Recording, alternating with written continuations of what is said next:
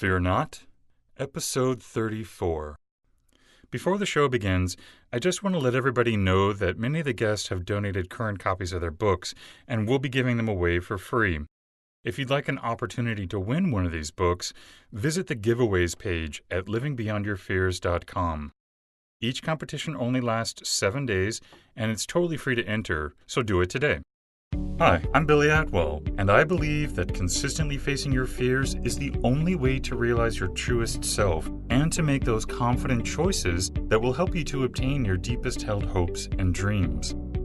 I have faith that this podcast series will show you that you are not alone, that it will strengthen you and give you courage to face your fears, and that it will help you to permanently cross over into a life of living beyond your fears. Join me on this journey as we listen and learn from others as they share their experiences in facing and overcoming their own fears.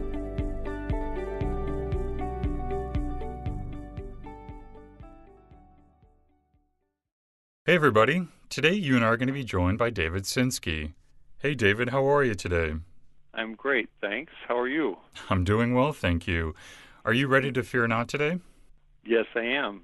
David Sinski is the Executive Director for Heartland Human Care Services, the largest subsidiary of the Heartland Alliance, which is the leading anti-poverty organization in the Midwest. As Executive Director, David oversees several comprehensive programs, including housing, healthcare, jobs, and justice. These programs serve a wide variety of clients, including men, women, and children who are homeless, living in poverty, immigrants and refugees, and survivors of trafficking, domestic violence, and sexual assault. Furthermore, David serves as the board chair of the Adler School Board of Trustees and as the co-chair of the board of the Youth Leadership Institute in San Francisco, California. David, can you take a few minutes and just fill in the gaps and maybe give us a brief glimpse of your personal life as well? Sure. So what we do at Heartland and Heartland Human Care Services is very comprehensive and can be pretty complex. But the one thing I think that is really fulfilling and unique about Heartland is that while we are a service organization, we consider ourselves first and foremost human rights workers. And that's our approach to everything that we do in terms of understanding that people who haven't been given a fair shot at life or and are dealing with the circumstances of that actually should be provided with the tools and resources that everybody should have in order to be able to thrive and prosper. And so it's a inspiring and it's an inspiring place to work with many, many smart people committed to changing the world for the good of all. In addition to that, you asked for a little bit of personal details. So I've been partnered and recently married to my husband of 20 years, and have enjoyed an unbelievable time with him. And he is also in the field of making change in society, working for government and workforce development and leading things in the state of Illinois to help people who are disenfranchised from the workforce to get back on track. I grew up in Milwaukee, Wisconsin, and still have family there, so very much of a Midwestern background, and have been in the Chicago area for the last 26 years. David, would you share with us one of the biggest fears that you've had to face? Yeah, so when I think about where I'm at in life and when I take a look back at perhaps the biggest fear I faced, what surfaces is the time that I was coming out and realizing that I was gay or accepting I was gay, which was in my early 20s. And it was right at the beginning of what we now know as the AIDS crisis. And so there was a spattering of information out there about virus that was killing gay men, and there wasn't a lot known about it. There wasn't a lot known about how it was contracted, and from that perspective, it was very scary, and merged with, or in a parallel process of coming out and dealing with both the excitement of realizing who I was becoming, but also the fear of what that might entail in terms of how my loved ones would react to that, and how others in my life would react to me coming out as gay, was, I think, in retrospect, a really scary time, because coming out's never easy, but then when you have this cloud that is implying that there's a death sentence for gay people, it was almost as though coming out was going to lead to, my discovery of who I was going to lead to some sort of finality. And in my early 20s, I think that I didn't have all the resources I needed emotionally and spiritually to deal with that. It ended up being, in retrospect, a pretty frightening time. So, how did you get through that?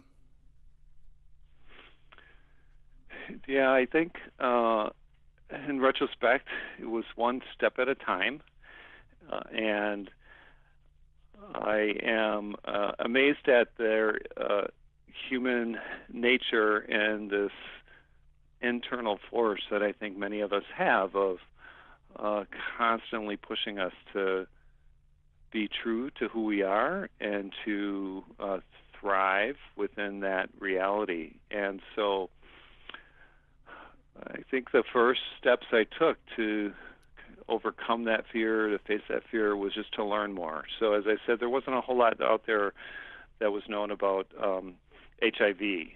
And so I would read as much as I could, and I was also fortunate to be in Chicago at that time, where there was a lot of effort going on to reach out to gay men in particular.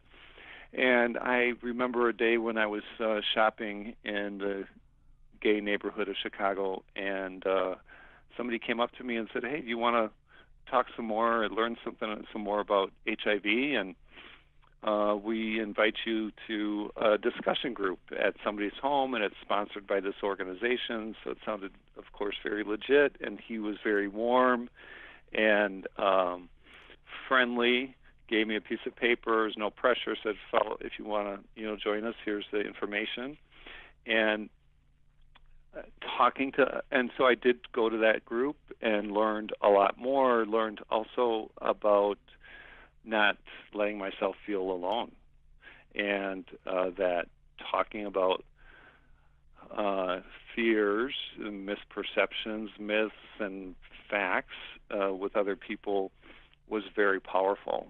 And so reading, connecting with others, learning, sharing some vulnerability about limited knowledge was all very helpful. And then on the flip side, in terms of coming out, probably one of the most powerful resources I had at that time was the book by Don Clark, Loving Someone Gay. And that is still an excellent resource, has been updated since to be very contemporary.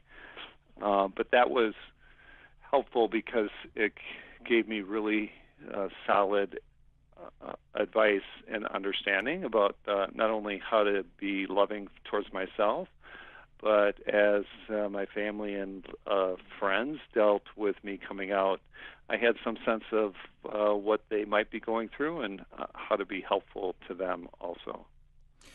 David, what do you do today when you are faced with fear? So over time, I've learned that come to accept that the opposite of fear is love. And so what I try to do as much as possible is to always be foundational in love, whether that be in the morning, kissing and hugging my husband and letting him know that I love him and letting him say the same thing to me, so that we start our day in love and that we end our day in love, and to doing some very physical things such as breathing. So fear is, I think, a natural part of our existence, and it can surface in very sneaky ways or unexpected ways. And the first reaction that I have when I realize that I'm being fearful is to take a deep breath, slow down, connect with loving thoughts, and then chip away in my thoughts, and then even talking with others about what might have me fearful in the moment.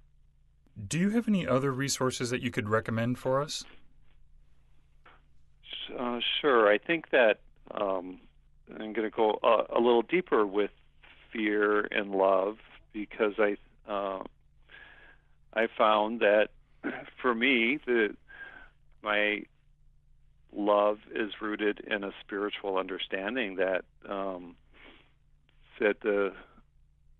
that God or a higher being or goddess or Buddha or whoever you and however you conceptualize a higher power is 100% love, and I talked earlier about this inner drive of discovering ourselves and being true to ourselves, and I think that has a spiritual foundation also of being 100% connected to that source of love, and to remember that source of love is from where we came and where we're going, and that to stay connected to it and to be in it is ultimately our purpose in the world, and it's our purpose to create the kingdom of God on earth. And to that end, the only way we're going to do it is by staying in this space of love.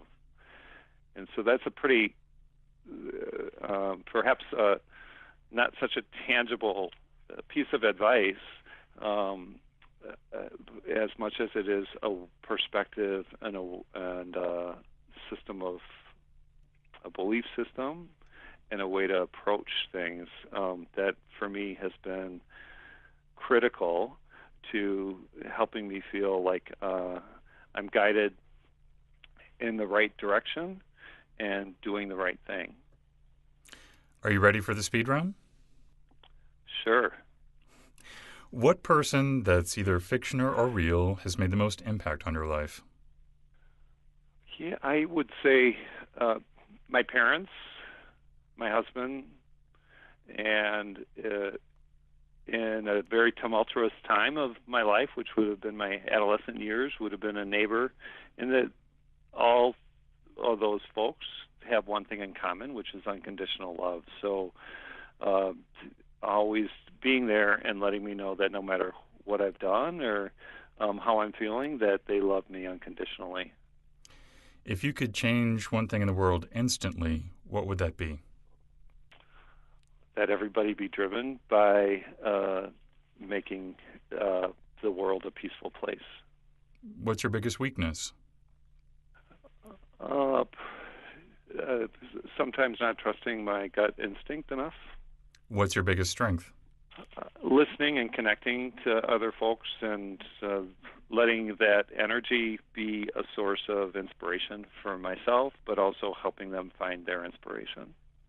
If you could only have one book to read, what book would that be?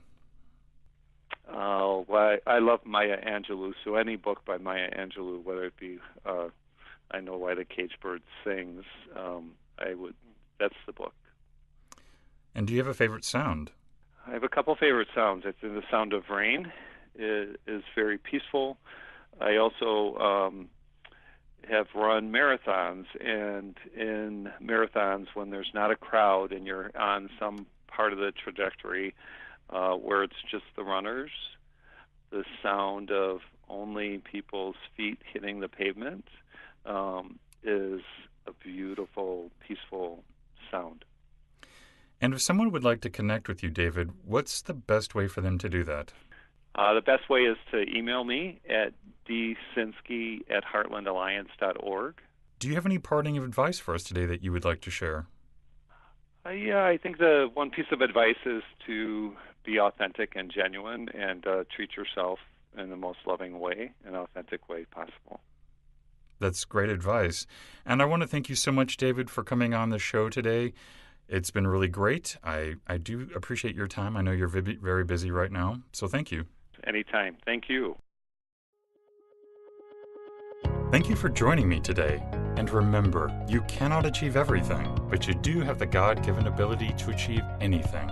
So stay focused, out of fear, and keep on keeping on. Until next time, be well and peaceful. For more information on today's episode and guest, or for resources that will assist you in overcoming your fears, visit livingbeyondyourfears.com.